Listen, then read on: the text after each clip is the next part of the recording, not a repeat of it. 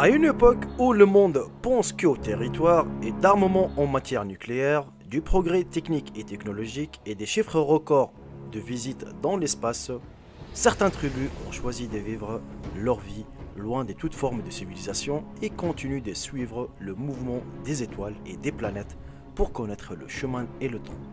Dans cette vidéo les amis, je vous présente l'histoire des 10 tribus oubliées, éloignées du concept d'urbanisation et rejetant fermement toute forme de reconnaissance du monde extérieur. Si vous aimez ce type de vidéo les amis, n'hésitez surtout pas de mettre un bon petit j'aime et de partager cette vidéo au maximum afin de m'encourager. Sur ce, bon visionnage à tous et à toutes.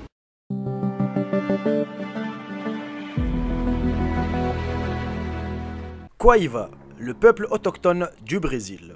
Les habitants de Quaiva sont des tribus indigènes du Brésil et vivent dans les forêts près de la ville de Colniza. Avant 1999, le monde extérieur ne connaissait pas l'existence de la tribu en raison du changement constant des lieux de résidence chaque fois que quelqu'un s'apprêtait à les découvrir. Mais les effets qu'ils ont laissés sont les maisons collectives, les flèches, les paniers et les kiltus. La tribu était constamment menacée d'extermination par des personnes qui tentaient de les assévir ou de les tuer. L'exploitation forestière en cours menace également leur vie et les maintient en mouvement. Par conséquent, en 2001, le gouvernement brésilien a adopté une loi qui prévoit que le territoire de la tribu de Quaiva est sous protection locale. La tribu Toromona, le peuple autochtone de Bolivie.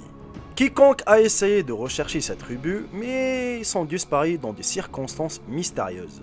Bien que la mythologie soit répandue, de nombreux indices suggèrent que des membres de la tribu Toromona disparaissent près de Madidi et de la rivière If en Bolivie. Les membres des tribus tentent de survivre en agissant de manière agressive envers tout intrus ou toute personne essayant de communiquer avec eux. Toute personne qui pénètre dans leur zone pose un risque grave. De cette manière, la tribu a maintenu son existence ces dernières années et n'a jamais été impliquée dans le monde moderne. La tribu Imarima au Brésil. Le long de la rivière Pirana, entre les rivières Guru et Porus, vit la tribu Imarima. En 1943, on estimait qu'il y avait plus de 1000 personnes dans la tribu Imarima. Mais à l'heure actuelle, le recensement n'est pas connu avec précision, car les membres des tribus évitent depuis longtemps tout contact avec d'autres communautés. La tribu de Carabao en Colombie. En Amazonie colombienne, entre les bassins des rivières Casita et Potomao, connu sous le nom de Parc national de Rio Poré, des images aériennes des zones isolées de ces forêts tropicales ont révélé la présence de plusieurs tribus indigènes, notamment les Carabao.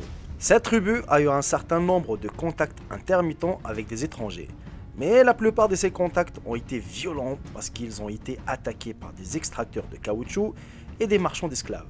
En conséquence, la tribu s'est retirée dans une partie plus profonde du parc national de Rio Buré et vit dans l'isolement volontaire. La tribu Tagairé en Équateur.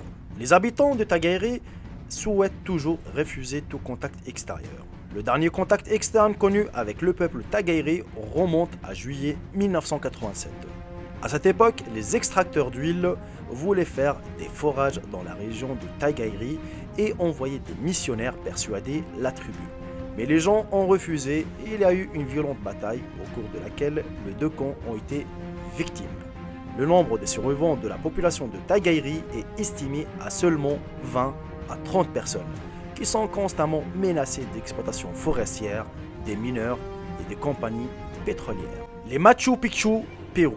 Les habitants de la forêt amazonienne au Pérou. Les membres des tribus vivent dans des zones reculées du parc national de Mano, dans la forêt amazonienne du Pérou. Comme ils vivent dans des zones reculées de la forêt, leur mode de vie est mal connu. Parfois, des bateaux appartenant à des membres de la tribu partent en bateau et demandent de la nourriture, des vêtements et des outils à des passants. Mais toutes les rencontres avec des étrangers ne sont pas pacifiques. Parfois, ils ont attaqué et même tué des étrangers. La tribu Moxatitio au Brésil. En 1992, le parc Yanomami a été créé dans l'état de Roraima à la suite d'une campagne internationale visant à sauver la tribu des Yanomami. Au cours de la seconde moitié du XXe siècle, on pensait que tous les Indiens Yanomami vivant en Amazonie brésilienne communiquaient avec eux. Mais plus tard, des images de la tribu des Yanomami qui n'avaient pas été contactées sont apparues.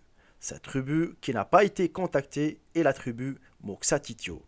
Actuellement, on sait très peu de choses sur la tribu Moksatitio pour son refus de communiquer avec le monde extérieur. Et on arrive malheureusement à la fin de cette vidéo les amis, j'espère sincèrement qu'elle vous aura plu. Si c'est le cas, n'hésitez pas à me dire dans l'espace commentaire, n'hésitez surtout pas de m'écrire dans l'espace commentaire le mot tribu, juste pour savoir qui est resté jusqu'à la fin de la vidéo. Alors, la famille entre nous, peut-être vous croyez pas que ça existe vraiment des tribus, mais ça existe vraiment des tribus qui refusent tout contact avec le monde de l'extérieur. C'est-à-dire, toi, tu connais l'iPhone, le dernier Samsung. Eux, ils connaissent même pas c'est quoi une télévision, la plupart d'entre eux. Un mal pour un bien, on va dire. C'est des tribus, en fait, qui savent rien du tout de la vie, qui savent pas ce qu'on vit, nous, justement. Hein. Eux, ils vivent dans des petites cabanes, quand ça neige, quand ça flotte, quand il fait froid. Nous, quand il fait froid, on a tendance de rentrer dans des chambres climatisées. Quand il fait chaud, quand il fait froid, on va allumer le chauffage, ainsi de suite. Eux, ils connaissent pas tout ça. Ils vivent vraiment à la nature. Je ne veux pas dire des animaux, autre chose. Ça reste toujours des humains, on est bien d'accord. Mais voilà, donc ils vivent à la nature. Tout ce qu'ils mangent, c'est du bio.